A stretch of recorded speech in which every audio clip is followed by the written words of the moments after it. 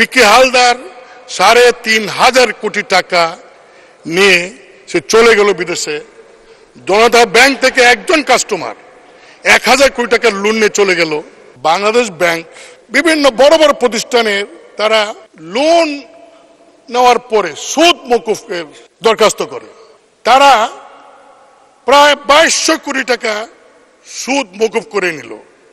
একজন কৃষকের ৫০,০০০ টাকার লোনের জন্য তাকে অ্যারেস্ট করা হয়। যত পারে লুটপাট করুক। ২০০৯ সালে যখন আওয়ামী লীগ সরকার গঠন করে তখন ঋণ খেলাপি ছিল ২২,০০০ কোটি টাকা। আর আজকে আপনার বাংলাদেশ ব্যাংক হিসাব অনুযায়ী ১,৮০,০০০ কোটি টাকা আজকে ঋণ খেলাপি। মানমন্ত্রী টাকা খরচ করেন, সমস্যা নাই, তবে জনগণের টাকা যে লুটপাট হচ্ছে এবং ব্যাংকগুলি যে অনিয়ম হচ্ছে, আপনার আর্থিক প্রতিষ্ঠান বিভাগ অর্থ মন্ত্রণালয় তারা বাংলাদেশ ব্যাংক সহ বিভিন্ন ব্যাংকে সুপারভাইজ করে। সুপারভাইজটা কি সুপারভাইজ করে আপনি কি জবাব দিতে পারবেন?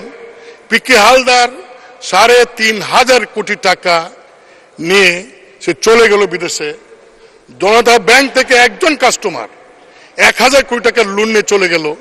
মাননীয় স্পিকার, আমি মাননীয় মন্ত্রী মহোদয়কে এইটুকু বলবো যে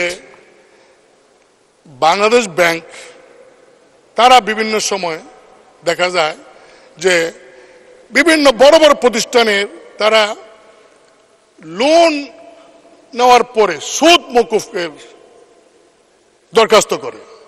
একটি প্রতিষ্ঠান, আমি এর আগে পার্লামেন্টে বলেছি, তারা প্রায় ২২০০ কোটি টাকা সুদ মকুফ করে নিল। একজন কৃষকের ৫০,০০০ টাকার লোনের জন্য তাকে অ্যারেস্ট করা হয়। এবং মাননীয় অর্থমন্ত্রী, আমি এর আগে বলেছি যে ৪টা ইনগ্রিডিয়েন্টস আছে বাংলাদেশ ব্যাংকের নিয়ম অনুযায়ী কোনো ব্যক্তি বা প্রতিষ্ঠানের কোম্পানির লোনের ইন্টারেস্ট মকুফ করার। ৪টার মধ্যে একটা ইনগ্রিডিয়েন্টসও নাই এরকম প্রতিষ্ঠানের কয়েকশো কোটি টাকা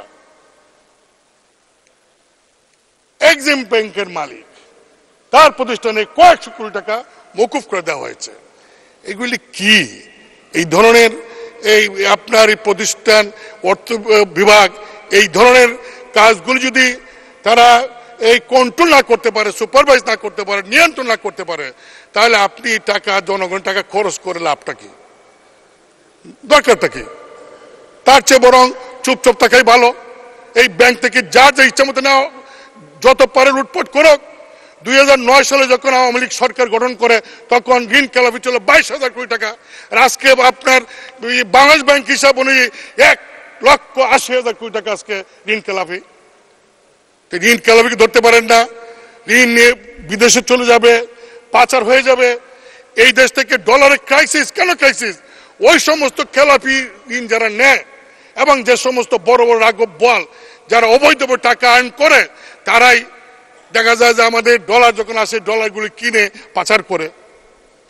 তা আপনি মাননীয় অর্থমন্ত্রী এর আগেও বহুবার আপনার জায়গায় যিনি ছিলেন, 1 মিনিট শেষ করবেন, কথাই শোনেন না, উনি কথা শুনতেন না, বুবা ছিলেন। অন্তত আপনার কাছে অনুরোধ করব এই সমস্ত অনিয়মগুলি বন্ধ করেন।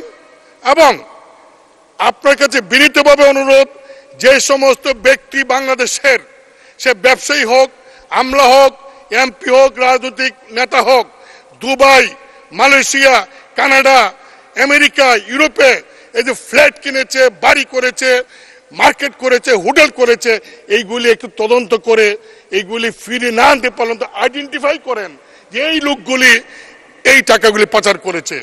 একটু দয়া করে আপনার যারা সচিব আছে, যারা যারা নাকি প্রধান কর্মচারী আছে, কাজ করে আপনার মন্ত্রণালয়ে, তাদের কাজে লাগান সৎ পথে। এবং আপনার এই অনিয়মের কারণে কিন্তু আমি প্রতিবাদ হিসাবে আপনার এই যে আজকের দাবি থেকে ৫০০ টাকা হ্রাস করার জন্য প্রস্তাব করেছি। মাননীয় স্পিকার, আপনাকে ধন্যবাদ।